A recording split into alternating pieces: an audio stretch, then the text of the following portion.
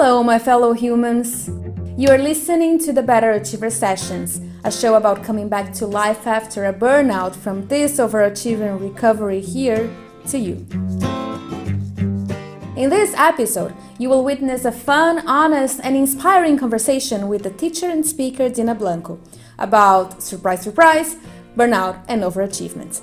She believes that burnout happens to us for a reason, and when we discover it, we can go from burnout to brilliance, which I find awesome, and you probably will too.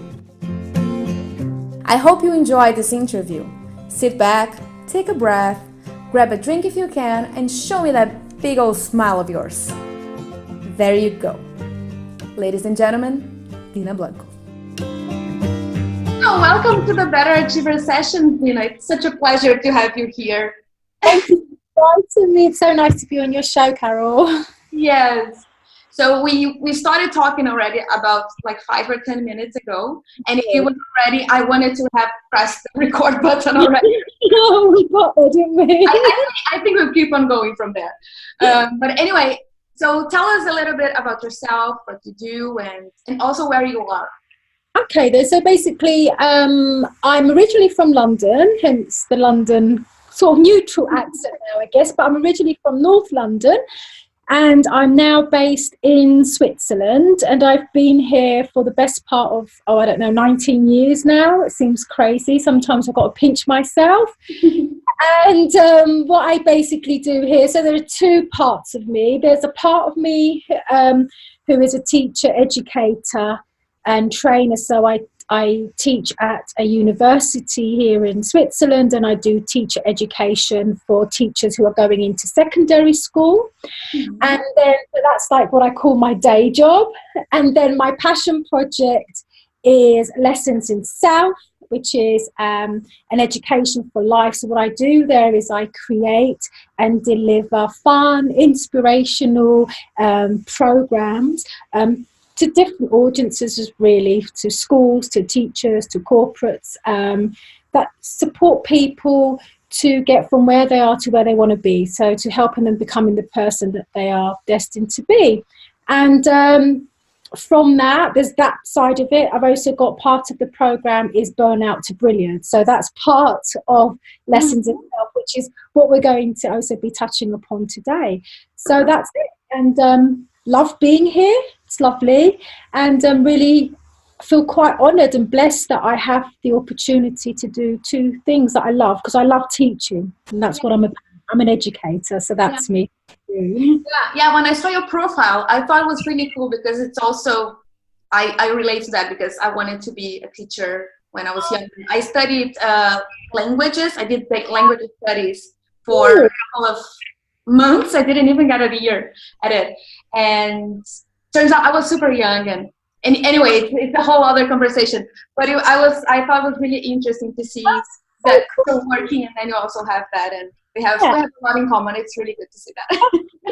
We have lots in common, actually, don't we? Yeah. So going from the laughter to the last subject, tell us your story with the burnout. Well, basically, I always like to tell people that I use my experience from the positive effects of burnout to help people reignite, reevaluate and revision their lives, which is exactly what burnout forced me to do.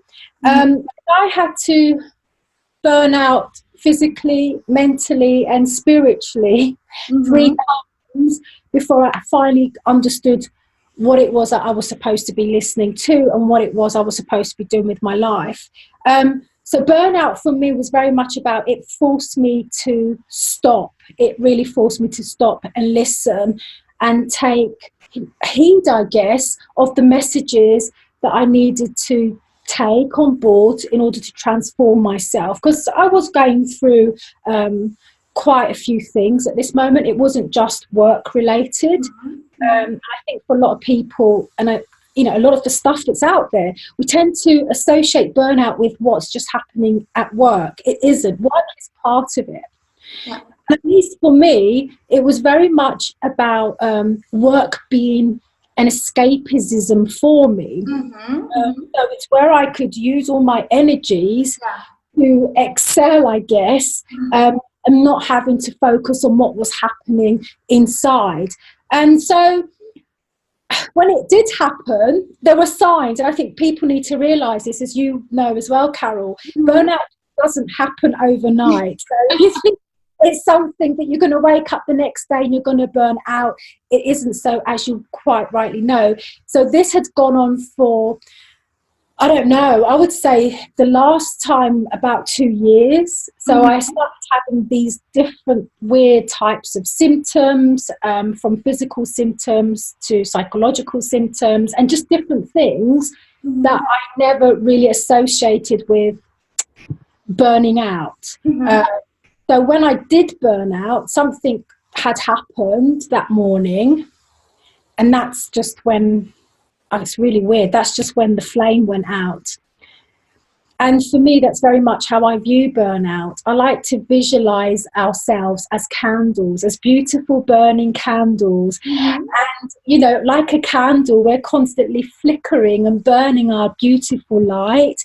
But if you leave the candle on its own for a long time, eventually it's going to burn out. And that's what happens when we don't look after ourselves and don't take notice of what's going. So when it happened, I just collapsed. It was quite, well, of course, at the time, it was a bit embarrassing. I did collapse on the main shopping street in Zurich, and I was just crying uncontrollably.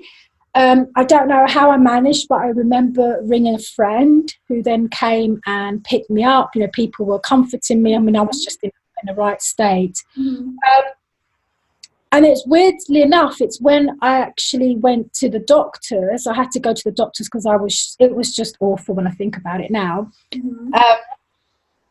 And then he said the word burnout, and then he started looking through my files, and then he was like, oh, okay. Oh, all right, because I was constantly at the doctors. Do you know that?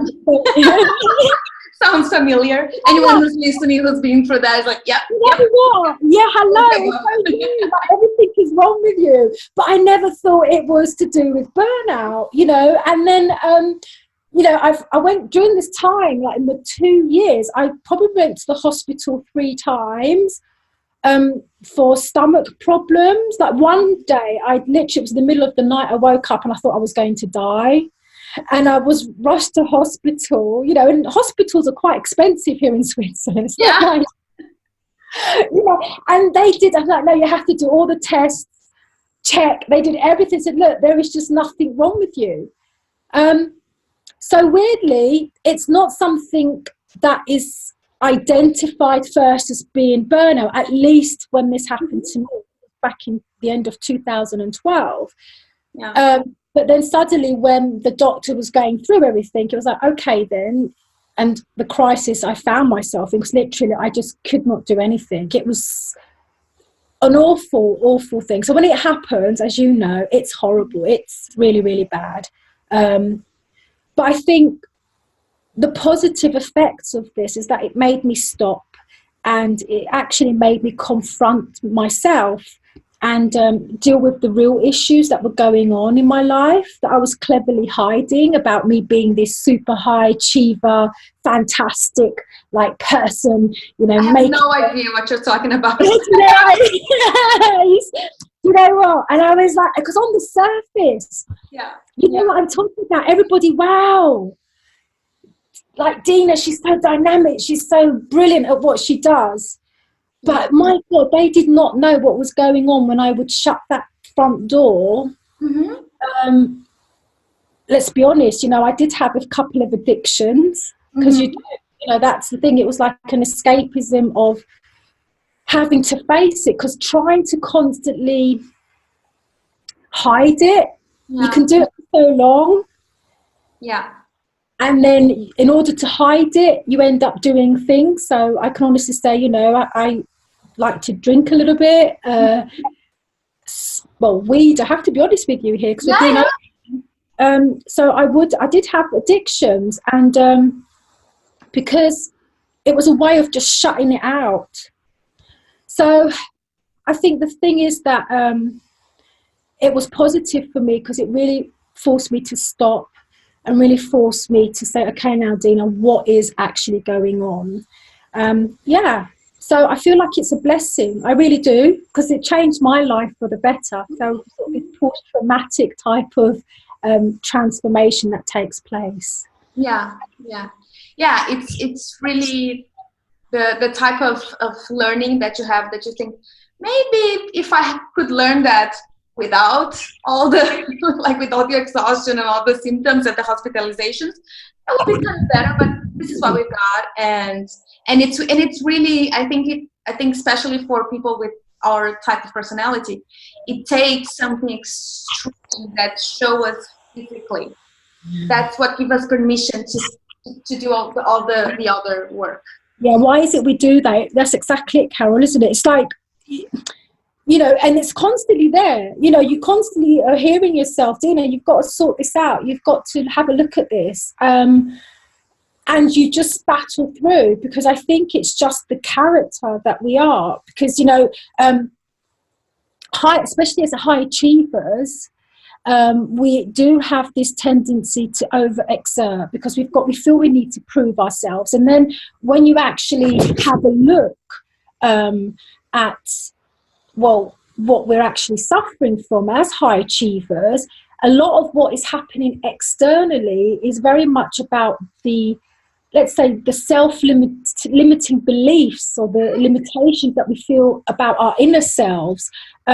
So yes, as high achievers, I don't know, hands up, they tend to suffer, and this is what research actually shows. And it's a great book by Amy Morin, who wrote a book called 30 Things Mentally Strong People Don't Do.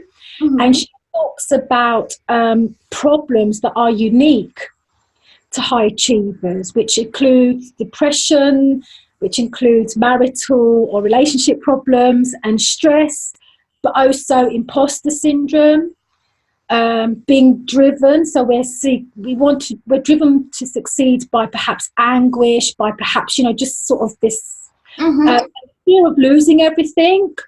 So as a result, we work harder and harder. And as a result, we then become detached from family and friends. And also these feelings of guilt and unworthiness. And these are actually problems that we have as high achievers. So these are all the things that are inside, are internal. And as high achievers, because we feel that we've got so much more to prove, we've got to constantly show just how committed we are by just doing. Yeah. All right. And then, you know, then they talk about having that balanced life. There's a saying in Arianna Huffington's book called Thrive. And she says, you know, it's not about work-life balance. It's just life. Yeah. And that's the point. But we just move ahead in ourselves. And then what happens? We burn out. And that is a characteristic of a high achiever, which is often not mentioned or discussed, because for a very long time, until recently, it's been a stigma. You know, it's been a taboo topic. We don't talk about it. But thank God, mental health is in the news, and we're talking about mental health more and more. But trust me, when I burn out, oh God, I'm still stigmatized. You know, and that's the fact. Yeah. So people always do, yeah. And if you go back to like conventional workplace, it's still difficult.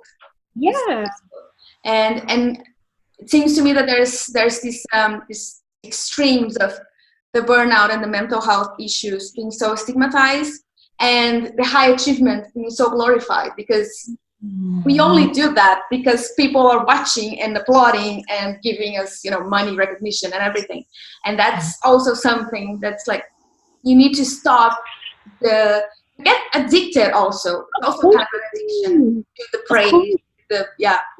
Well, and that's the point. This is what I do when I talk about, you know, when I do talk about this in my workshops. I have like the external, like say what we look at and what we see externally that's happening, and what high achievers are all about, and it all looks kind of quite positive, I guess. But then we've got to think about also, which is interesting because I'm talking about mindsets a lot recently, but we also got to think about the mindsets also of a lot of high achievers, where even the fear of failing will drive them to do more and more and more and more and more, okay? And let's be quite honest, when we think about in the last couple of years, how many well-known people have actually taken their own lives? Because when you have a look at the 12 stages of burnout, you know, Freudenberg's, we probably know that, we don't need to go through it, but there are these 12 stages, and at the final phase he talks about deep depression that can lead to suicide.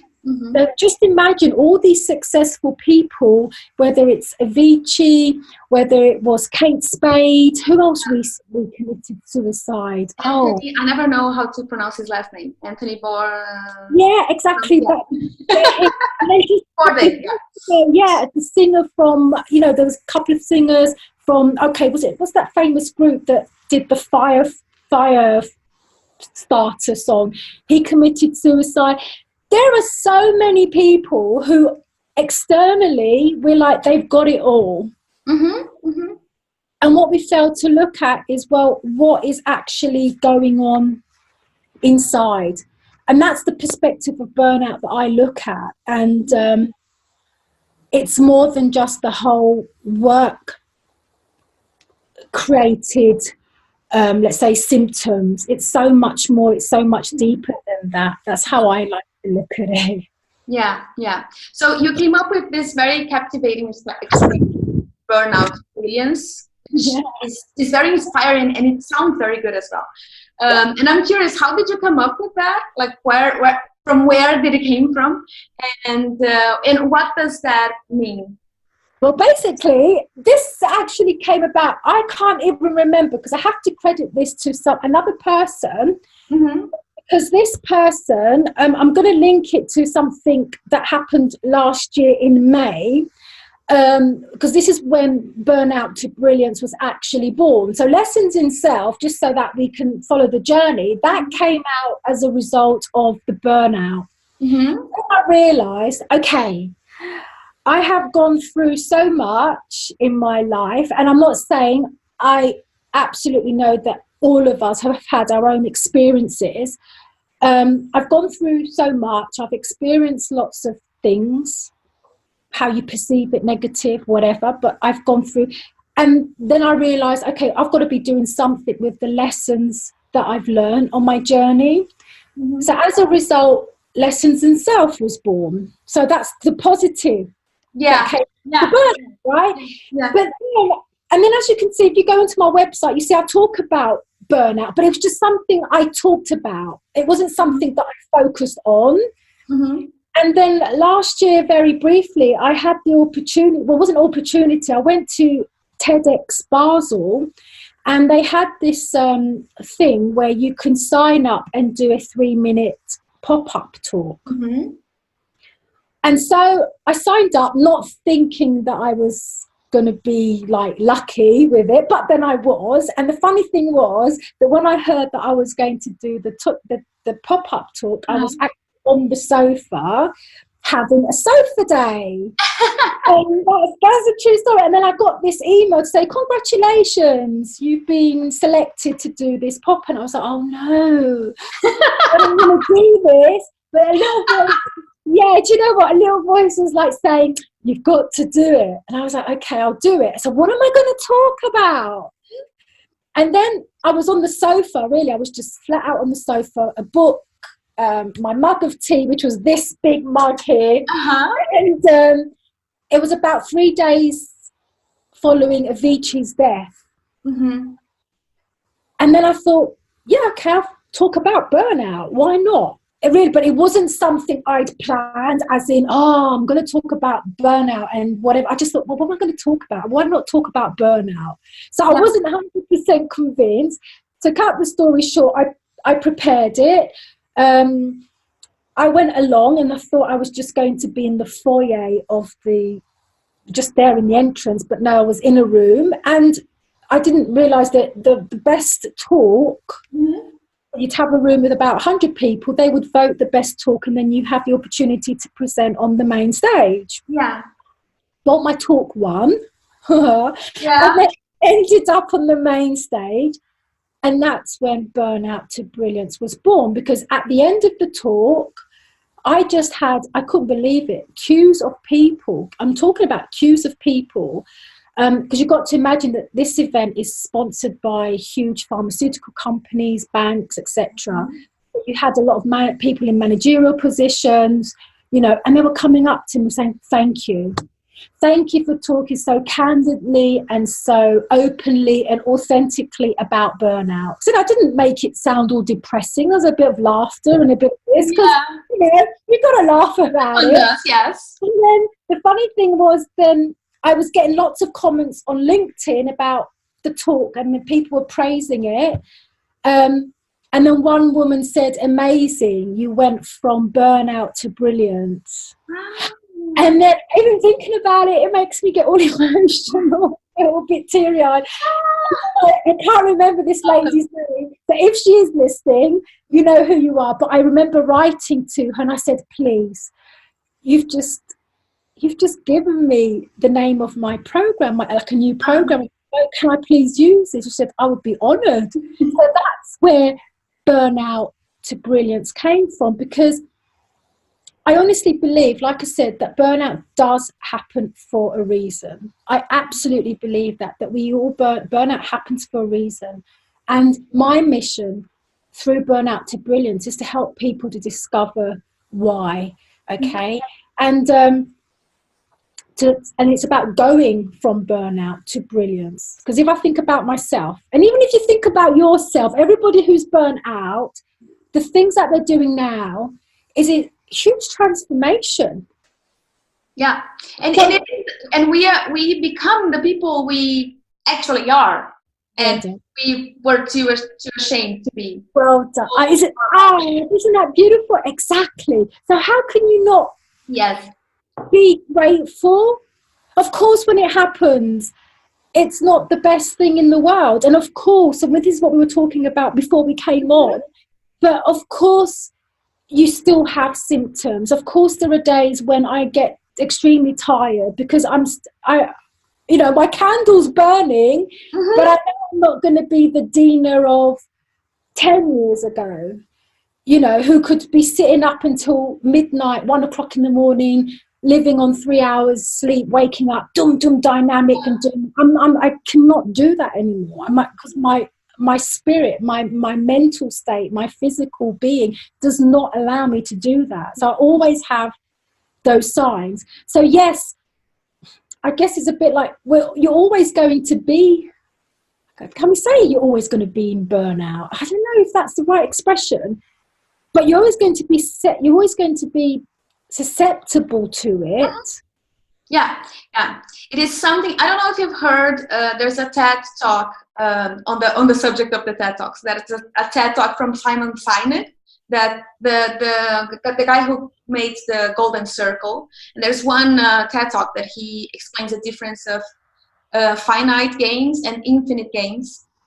Like if you're playing a finite game, you have a goal, you win. And if you're playing an infinite game, the goal is to survive and to be resilient and to make sure the way you're playing matters more than the result.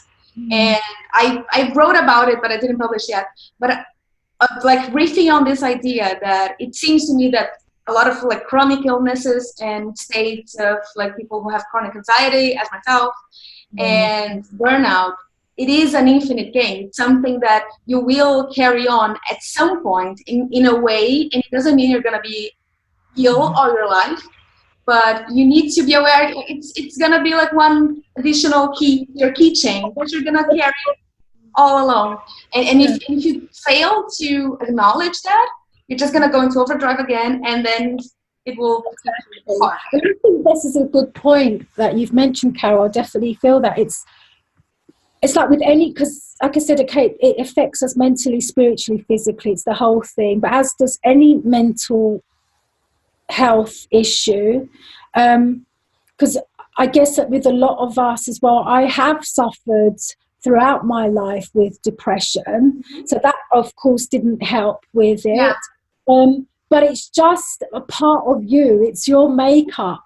And I think the wonderful thing about it is that there's people like you, like me, and there's also Jerry. I'm also going to hook up with, is it Kathy from South Africa?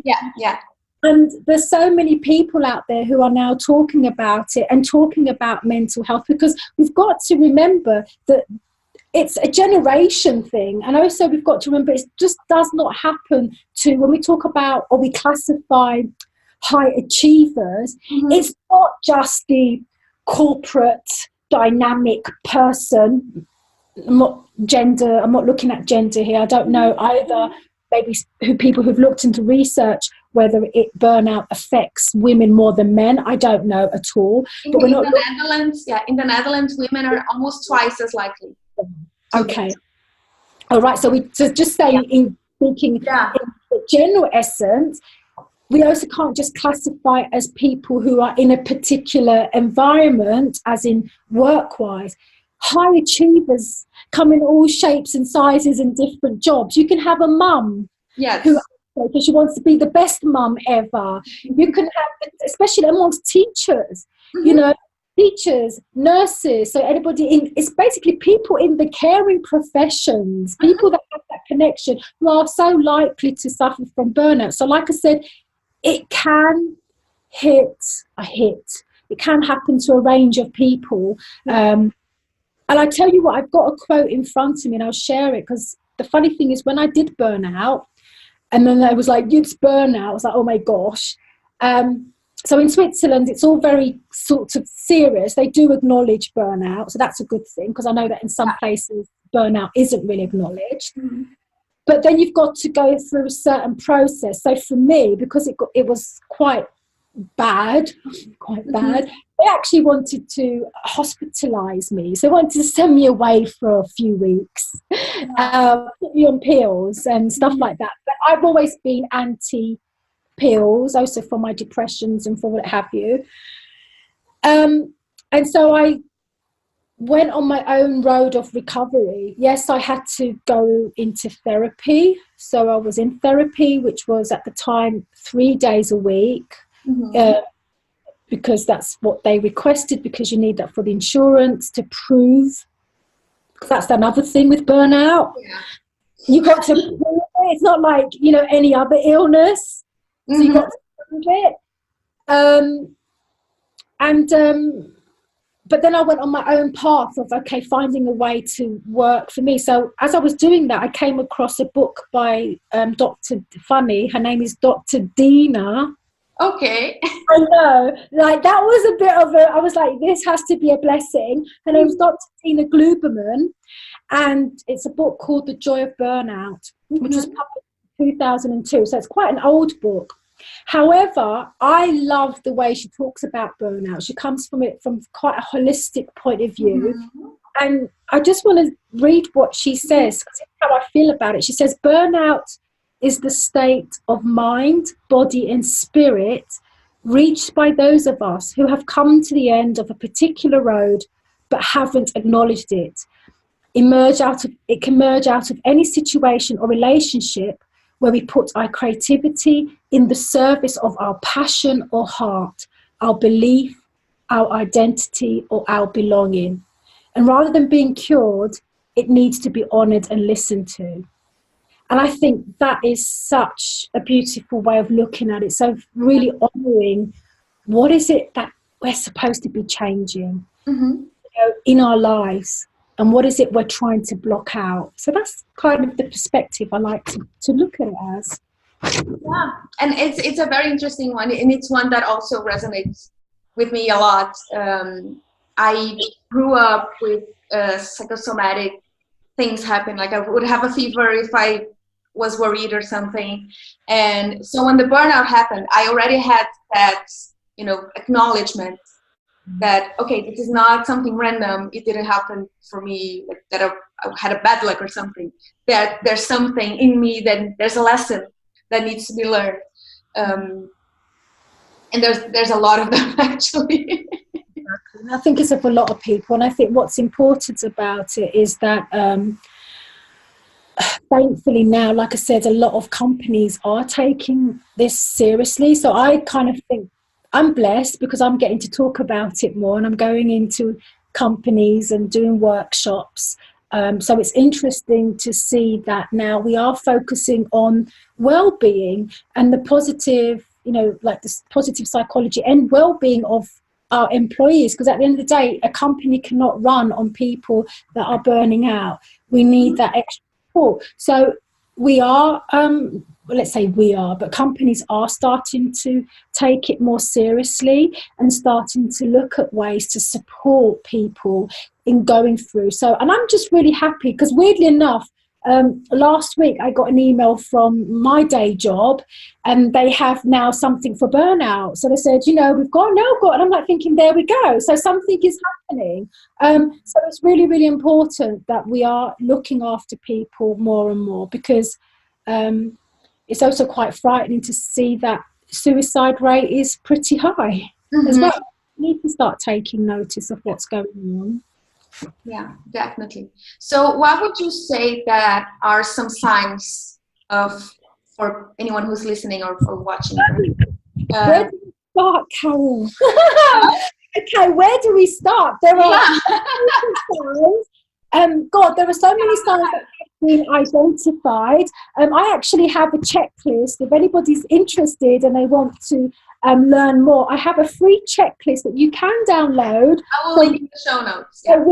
Okay, so you can definitely download from the website. And there's 50, where I actually outlined 50 symptoms.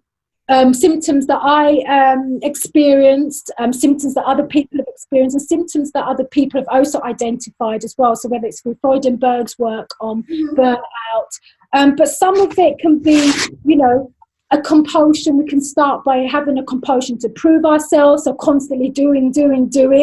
And again, that's an inner thing. So we've got to start questioning how we feel about ourselves. Do we feel that we're enough? What's our sense of worth?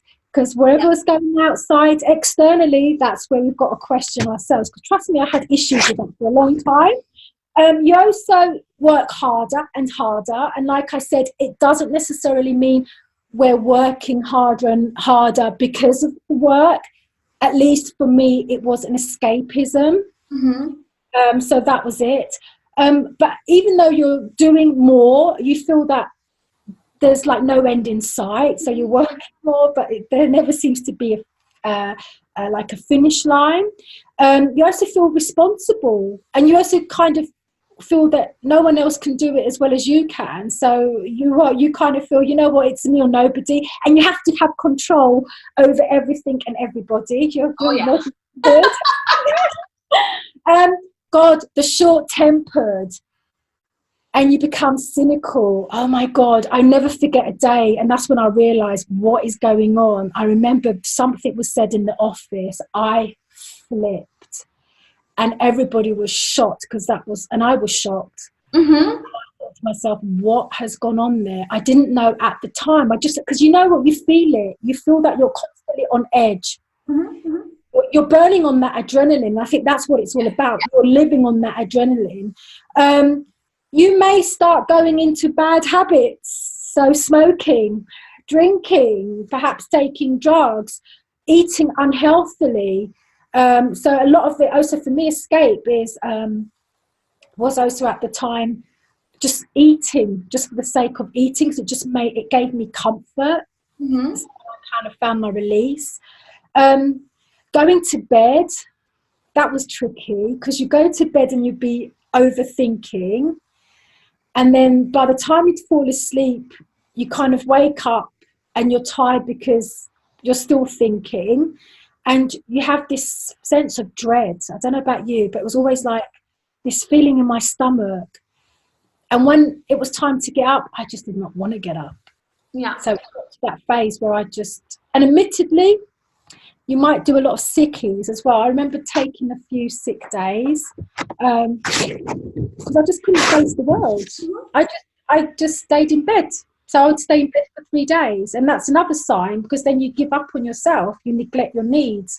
You might lose contact with people that are close to you, your friends, your family. I did that. It was just easy. I didn't have to deal with anybody else. So sorry, no, I can't. I'm just really busy. I'm just really busy. Okay. So going to bed, feeling that dread, disconnecting with loved ones, friends, relationships, losing contact with people. Also feeling that you're not in the right place. That's also a sign for us to listen. So for me at the time, it wasn't just the work. A lot of stuff was happening at home in my personal life. But I was hanging on there, you know. So that's also something else we need to be aware of. We also, like I said, knowing that something isn't right, but we're not listening. That's what I feel burnout is. We know in our hearts, but we stay there and we do whatever because we know what, no, it's not real. And I think that's it. We fail to listen to ourselves a lot of the time. Another thing, daydreaming. I don't know about you, but towards like later phase, I feel like I was walking around with, I don't know, like a mask. I don't know, like a sense of disconnection. For me, it was more like foggy. Yeah, weird. Like I felt like I was constantly, like when you're, I don't know, like just not here, like really detached. And that was really hard because I had to go into the day job and stand in front of 25 people and do my seminars. That took a lot of energy. And then you come home and it's like,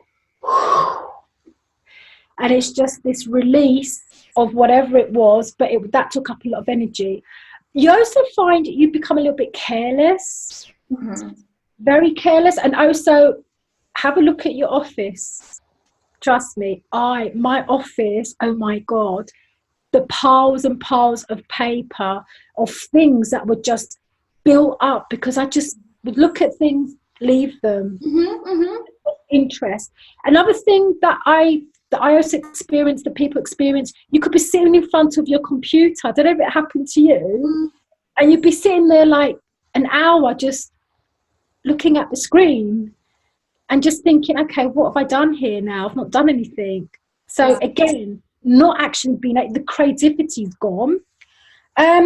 Stomach problems.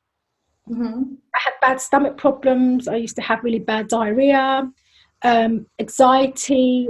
I used to suffer anyway from panic attacks. So I'd have those, the lovely thinking you're having a heart attack. Take your bag out, blow, blow, blow. So that didn't help. Aches and pains, weird aches and pains that you just think, and everything is like, other than, so you were talking about before, the psychosomatic aspect. And what else? And I think as it moves down, you become, I don't know, you end up being in denial of everything, which then, because a lot of people are in denial of it, and then you don't want to talk about it because in your mind's eye there's nothing really there to talk about, or you might feel embarrassed that you want to talk about, or even admit that perhaps you're going through stuff. And there were days, and I think this is it, I'm blessed that I've always had a strong sense of faith, because you know, there were days when I was just would question, what the hell am I doing here? What is the point of all of this? You know, why, what is it? And you get to that very dark place. And you just feel that if you ignore it, that it's going to go away, but it doesn't. And it's the time, like I said, burnout will force you to listen. So these are just some of the symptoms. And like I said, there are about 50 of them. And when you also have a look at Freudenberg, so they're taken from there, his 12 stages of burnout. What we've got to realise as well, Carol, and you know this as well, that everybody goes through different phases. It doesn't necessarily mean you go through this in a linear way. Some people experience different things. But if you are interested and you want to see where you are, you can check it out and download the checklist. Wonderful. I will link to it in the show notes. Thank you. So what were the things, you know, the habits or the mindset changes or whatever that helped you the most during your recovery? You know what? Seriously, for me, it was when it happened, like I said, it was rubbish. And I felt really awful, embarrassed at first, because you go through that phase. And as I don't have any family in Switzerland, I'm here on my own. That's just a fact. It's not whatever. So I then chose to go back to London to be with family. I just felt I needed that. So you're definitely about reconnecting with people that are close to you, and absolutely disconnect from the work environment, whatever that environment is.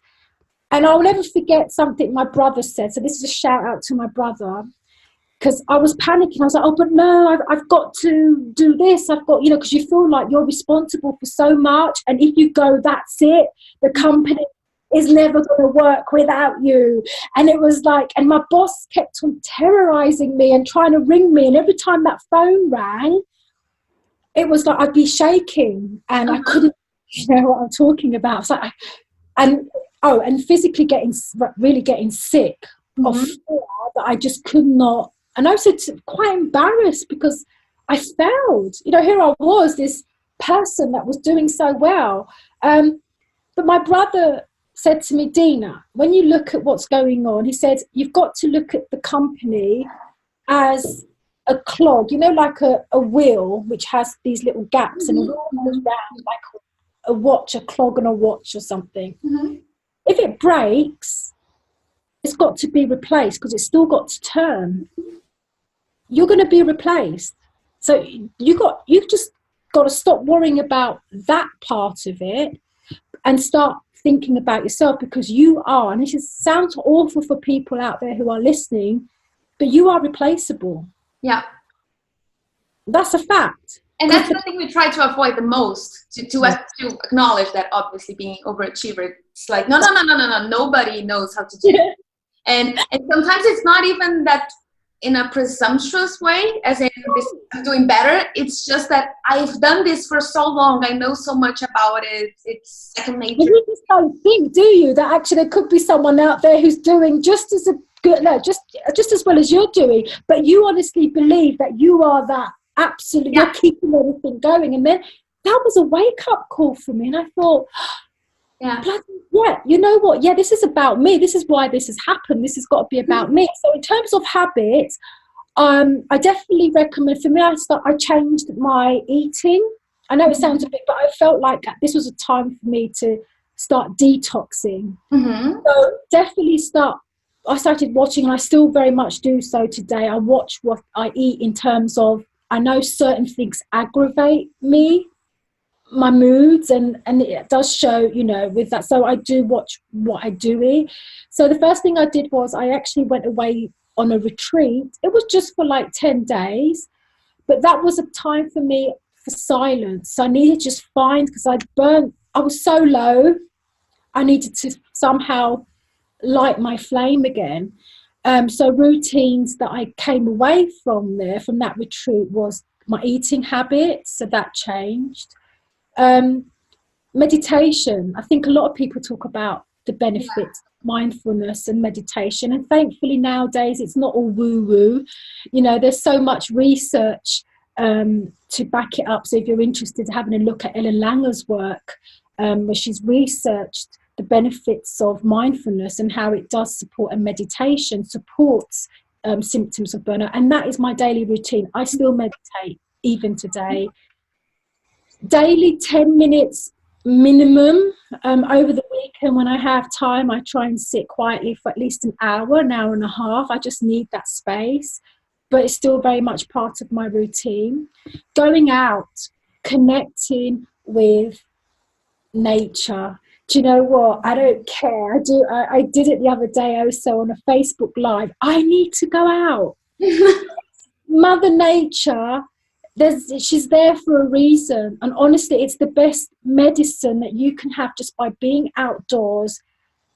If you don't have a green space, or you say, Dina, well, I don't live in the countryside, just even if you go out to a park, connecting. So walking, that helped. And I would walk, oh my God, Carol, I would walk kilometers. I would walk like, I can't tell you, I would just walk. And that really supported me. I did a lot of journaling. So writing everything that I was feeling, it was time to let go of things, because I realized I was harboring a lot of things with my past, you know, stuff that we do have that's causing us to act in certain ways and to question who we are and our self-worth. Yeah. I did a lot of forgiving. By God, I had to do a lot of forgiving. Yeah. So I did a lot of work on forgiving. Do you hear it? Does it all sound familiar? Okay. And journaling, practicing gratitude as well, because then I realized, okay, I'm here. I still practice gratitude every day as well. And so that's kind of what I did. It was about grounding myself. And honestly, I was out of work for a year. That took for me to, because they won't put you back at work straight away. You need to take a year or so. And I was in such a really, I was grounded. And also something that was difficult for me, learning to say no. Oh.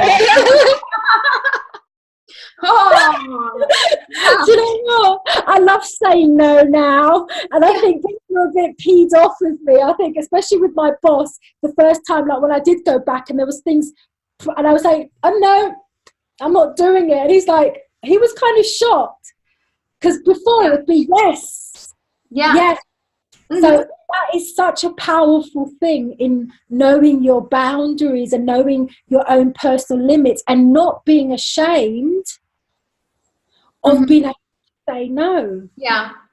And I also see that there are levels of learning to say no, because with the burnout, obviously there's a time that you have to say no because of your health. So there's a reasonable motive for that. And then it becomes you're saying no because you acknowledge your limits and the things you cannot do. And then it gets to what I think is the hardest one, which is no, because I don't want to. Yeah. Because I got to the point I realized I didn't even know what I wanted. Yeah. And it took me a long time to understand what I wanted. To someone would invite me to do something, and I would think, do I want to do that? Or ask me to do something, do I want to do that? I don't know. I couldn't find in me where was the want thing. Where do I search for it? But with time you get there. And for me now, I'm getting this level now. That's really good. I've got to be honest with you, even there sometimes I still do things because ideally I kind of think, well, no, it's not really what I want to do. And then I'll do it because I know something and I think, well, actually, why did I say yes to that? But that is the most difficult one. It's just sort of doing something because you generally really want to do something. And yeah, sometimes it does cause I have to say, it has caused conflicts for me. Not that I say no to everything, but if I don't believe in something, and I think this is really important, it's really about being true to your own beliefs and your values. So if I see something and I'm not into it, I'm not going to do it just because I'm going to get paid for it. Or and like I said, it's not that I walk around, and I think this is the other thing, because yes, you are a person who's burnt out, and even in the workplace, so in my day job, it's something that's there, and it's weirdly enough, you are that person. But there are times where you need to sort of remind people. It's not because I say, well, you know what, this happened and what have you, but I just say, look, no, I'm not doing it. I've gone there and done it. I know where my limit is now. Yeah. I'm not going to do things just because you feel that there's an absolute need. I'm not doing it. It's got to be based on what I truly believe I want to be doing. So no was really important. And just being, you know what, I think also for me at this phase was really generally being totally in sync with myself. So not having to prove to anybody. And that's what I say to people. What I have and what I do, it's not who I am. Because people might look at our successes, our external successes, because, you know, I didn't go the mainstream. I dropped out of school at 15, no qualifications, and got wherever I was here. Okay, so that took a lot of work. You know, that's that. But I say to somebody, don't look at what somebody has. Look at me as the person, because then you find, I don't know about you, you get confused about who you are. And that was a struggle, because I'm like, well, who am I? I don't know who I am anymore. So during this year, I really found out who I was. I found out, I actually started to like myself. I don't know if that relates to anybody, but I didn't really like myself very much. I was very critical of myself as well, which only pushed me to do more and more and more. And it was a healing, an all-round healing. And now I can honestly say, I love the person I am, and I respect the person I am, and I know my limits. Yeah. Not easy, but that's wonderful. So how does it feel now that you went from suffering from it to making, like, going through the mission of helping people and leading them, going from burnout to brilliance? When exactly did it happen, and how are you doing it, and how does it feel for you as well? You know what, it feels really good. Like I said, the burnout to brilliance as a result of last year, so that's something that's been moving along wonderfully, really. It's amazing. So I do lots of one-to-one mentoring, so that was also as a result of the talk. So I do mentor a lot of people, and what I do is I integrate, because then a part of this I went on and did further training. So I'm trained in the success principles as well as the Canfield methodology. So I'm a certified trainer and coach in those principles. So I went, and I just needed to learn more about the tools that I was using, and I needed to put a foundation to it. Because when you come from sort of an academic background, you need to add some meat to it, right? And then in addition to that, at the moment I'm very much in the middle of a positive psychology diploma. So I also integrate positive psychology tools, because like I said, I think it's important, especially when I go in companies and do workshops, that there is link to what's happening in the theory. So if I talk about why meditation is good and I get them to do it, I want to show, well, this is what the research has discovered about meditation, etc. So I do that through integrating different methodologies. Also, I am a teacher. That's what I am. So I think in a broad sense. And so I do that in how I do that through my training and educating others. And mainly through talks and workshops. So very much an experiential approach in the way that I do things. So when I do go into companies, I do workshops, it's about people actually trying things out for themselves, because it's no good just sitting there, me splurting things out. I want people to try the tools out for themselves. So very much what I do is based on what's worked for me. In addition, which also links to the theory regarding, let's say, positive psychology and well-being. So that's what I kind of do. So company workshops, I do speaking as well. So I do little things like this as well with the interviews. It's so nice because everybody's talking about it now. So I've been blessed to have lots of opportunities to go on and talk to people. So thank you again, Carol, for inviting me. But like I said, through my workshops and one-to-one mentoring programs. Awesome. So you said at some point earlier in the interview, you said something about a couch. Yeah, in the sofa. Tell me more about it. Well, basically, that was very much based on my TED Talk. Yeah. It wasn't an official TED Talk, so unfortunately, if you go on and have a look for it, you're not going to see it online because it wasn't official. I just, it's still a big deal. I won the thing, so I got on the main stage, but the sofa was very, very much about asking people. It's called a sofa's tell, and I'm asking people to feel that it's absolutely more than okay to take a day out of your week. I don't care. And I think this should be given to everybody who works for a company. Just having one day in the week to spend a day doing seemingly, and I'm going to say seemingly, nothing. Because in fact, when we take a sofa day, that's what I like to call them, when you take a sofa day and when you appear not to be doing anything, what you're doing is so much more. You are taking time to recharge your batteries. You're taking time to connect. We need a day of pure disconnection. And that is also another really important point with pure disconnection. We need to also disconnect from our little gadgets as well. All right. All right. I'm talking about pure disconnection. Get your tea, get your best book, lie on that sofa and disconnect, because that rest is so, so good. So I just always talk about that. It's absolutely more than okay to actually forge a loving relationship with your sofa. Because you forget it, because it doesn't make you any less of an achiever. This is it. Why is it we think, oh, if I'm going to sit down and not do anything today, that I'm unworthy? Do you know what? You're doing yourself and the people around you, your friends, your family, your work colleagues, so much, like you're benefiting everybody around you, because just taking one day of doing nothing, you actually become a more happier, inner balanced high achiever. And that's kind of what I talked about in my talk. So like I said, fix a date with your sofa. Do you know what? It could be just not doing anything, really.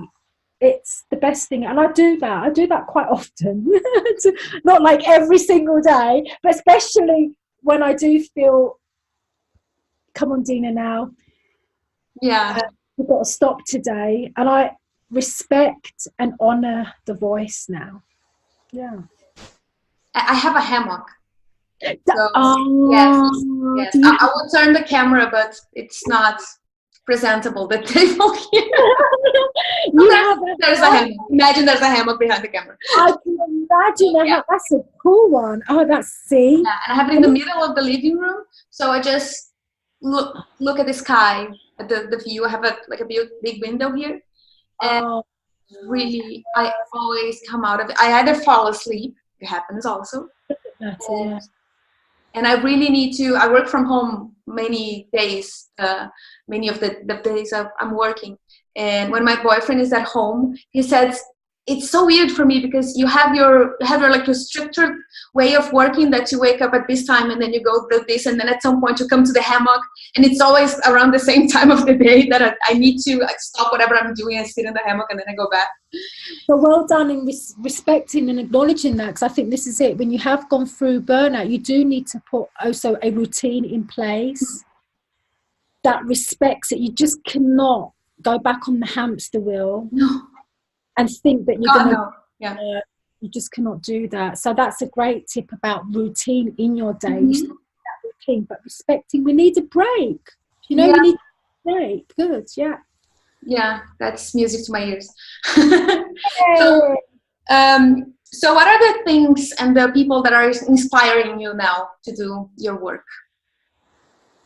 Well, what are they inspiring me to do? Well, like I said, doing a lot of the focus with Burnout to Brilliance. So getting invited to speak about it. So I guess this is really positive. Again, appearing on different people's shows and talking about burnout. And it's interesting that people, are contacting me. So I just published something the other day in my blog, and it was actually talking about failure, but looking at failure from two different types of mindsets, growth versus, or say fixed versus growth mindset. And it's interesting to see, it's really weird actually, because I've had like 7 emails come in that it seems like this blog has touched people in some way or another. But I just think people inspire me.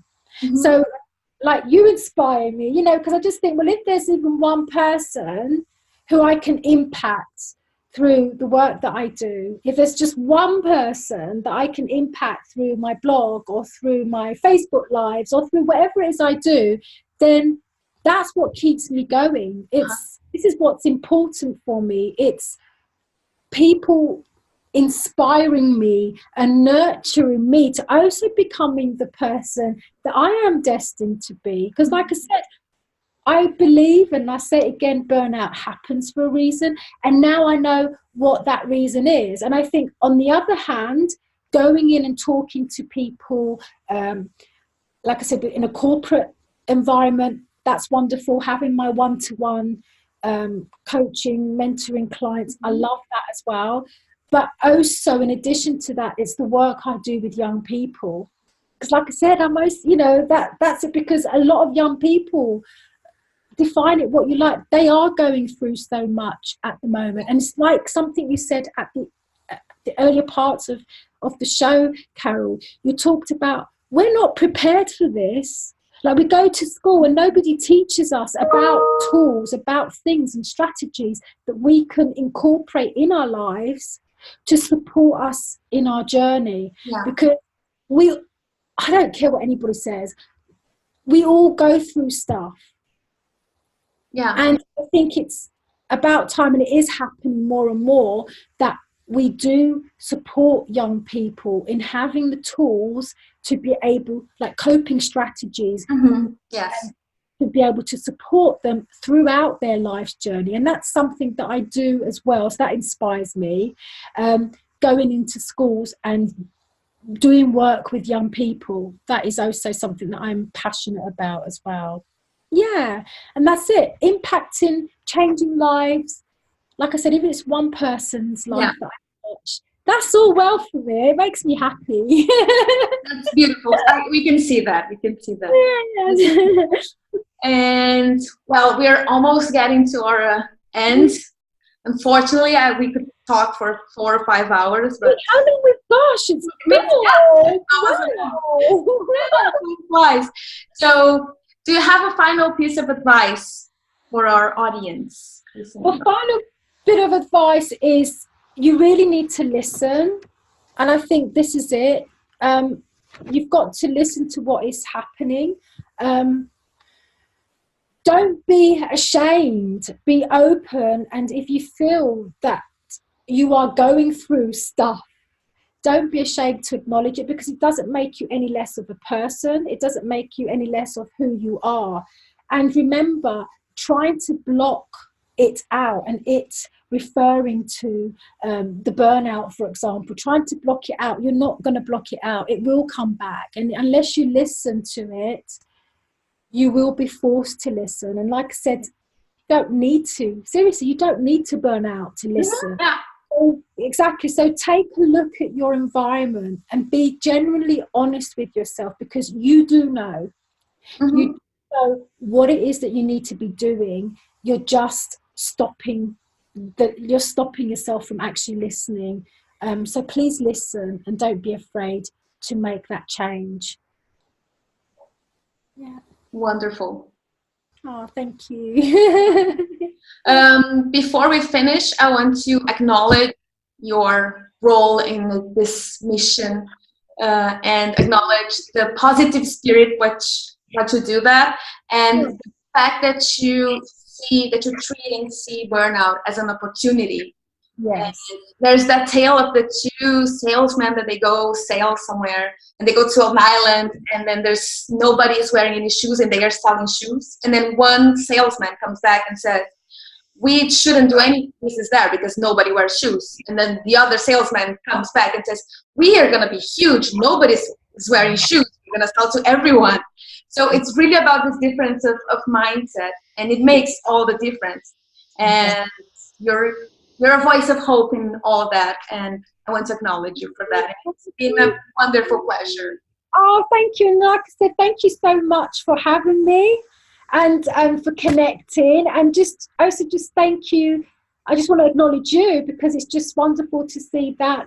That's another thing that people need to realize. You are not alone. And just the fact that there are so many other people that have gone through burnout, that have experienced similar things, it just you know what, it is the best thing, really. So I just want to acknowledge you for having gone through it and also making a difference to people's lives through the work that you do. And it just makes me so happy that we connected, Carol, and that you invited me on your show today. It really means a lot. So thank you. Yes, thank you so much.